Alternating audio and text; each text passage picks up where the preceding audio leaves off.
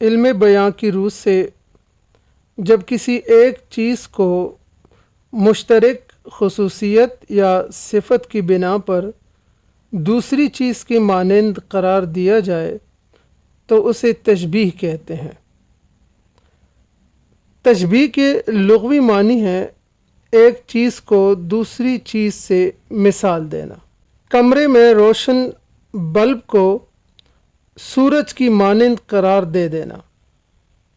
اب اگر دیکھا جائے تو بلب اور سورج دو بالکل مختلف چیزیں ہیں، لیکن ان دونوں مختلف چیزوں میں روشنی کی صفت مشترکہ ہے۔ بعض اوقات طلباء اس غلط فہمی کا شکار ہو جاتے ہیں کہ محض مشابہت کی بنا پر دو چیزوں کو برابر ٹھہرانا تشبیہ کا مقصد ہوتا ہے۔ اس صورت میں اگر ہم الف کو بے کے مساوی قرار دیں گے تو پھر بے خود بخود الف کے مساوی آ جائے گی، لہٰذا دو مختلف چیزیں برابری کی سطح پر تشبیہ کی مثال نہیں ہو سکتی۔ تشبیہ میں ضروری ہے کہ ایک چیز میں وہ صفت زیادہ ہو اور دوسری چیز میں کم ہو، اور یاد رہے کہ ہمیشہ جس چیز میں وہ خوبی یا صفت کم ہوتی ہے اسے زیادہ صفت رکھنے والے سے تشبیہ دی جاتی ہے، اور اگر بالفرض وہ خوبی برابر ہو تو اس صورت میں تشبیہ کی بجائے ہم اسے تشابہ کہیں گے۔ تشبیہ کے 5 ارکان ہوتے ہیں: مشبہ، مشبہ بہ، وجہ شبہ، غرض تشبیہ اور حرف تشبیہ۔ جس چیز کو تشبیہ دی جائے اسے مشبہ کہتے ہیں، اور جس چیز سے تشبیہ دی جائے اسے مشبہ بہ کہتے ہیں۔ اسی طرح وجہ شبہ وہ مشترکہ صفت یا خوبی ہوتی ہے جو دونوں چیزوں میں مشترک ہو۔ یاد رہے کہ صفت سے مراد محض کوئی اچھائی نہیں، یہ برائی بھی ہو سکتی ہے۔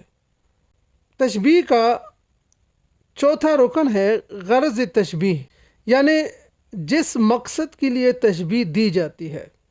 یہاں یہ بات بتانا ضروری ہے کہ تشبیہ میں غرض تشبیہ موجود نہیں ہوتی، بلکہ جملے یا شعر کے معنی سے اس کا اندازہ لگایا جاتا ہے۔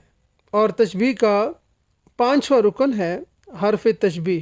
یہ وہ حروف ہیں جو تشبیہ کے لیے استعمال ہوتے ہیں، مثلا مانند، جیسا، کی طرح، سا، مثل وغیرہ۔ ایک جملہ ہے زید شجاعت میں شیر کی مانند ہے۔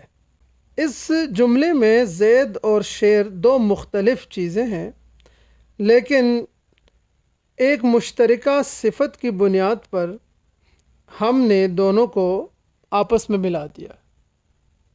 اب اگر دیکھیں تو یہاں پہ شجاعت، بہادری، طاقت شیر کی نسبت زید میں کم ہے، اس لیے ہم نے زید کی اس خوبی کو اجاگر کرنے کے لیے اسے شیر سے تشبیہ دے دی ہے۔ اس جملے میں زید مشبہ ہے اور شیر مشبہ بہ، جبکہ مانند حرف تشبیہ ہے اور وجہ شبہ اس میں شجاعت ہے۔ جیسے کہ میں نے کہا کہ غرض تشبیہ تشبیہ کی مثال میں سامنے موجود نہیں ہوتی، تو اس جملے میں بھی وہ مقصد بیان تو نہیں ہوا، لیکن جملے کی ساخت سے ہم اندازہ لگا سکتے ہیں کہ اس جملے کا مقصد کیا ہے، یعنی زید کی شجاعت اور بہادری کو اجاگر کرنا۔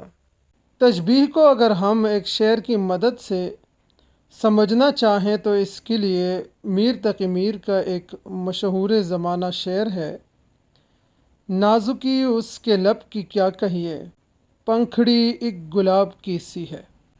اس شعر میں لب مشبہ ہے کیونکہ اسے تشبیہ دی گئی ہے، اور گل کی پنکھڑی مشبہ بہ ہے کیونکہ اس سے تشبیہ دی گئی ہے۔ سی حرف تشبیہ ہے، جبکہ ہونٹوں کی ملائمت یا نزاکت وہ خوبی ہے، وہ صفت ہے جو ہونٹوں میں اور گل کی پنکھڑی میں مشترک ہے۔